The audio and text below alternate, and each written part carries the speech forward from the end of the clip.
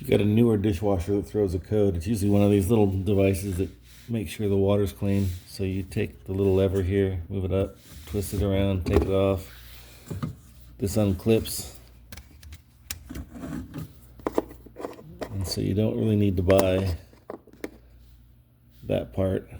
All you need to do is clean that hole with some pressured water and then put it back in.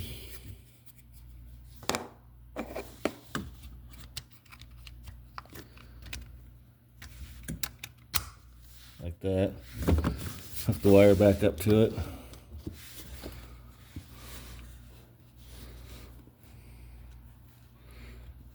Hard to do with the camera down here. Now the wire's back on. Put it back in its little hole, rotate it around. Bob's your uncle. Should work. Good luck.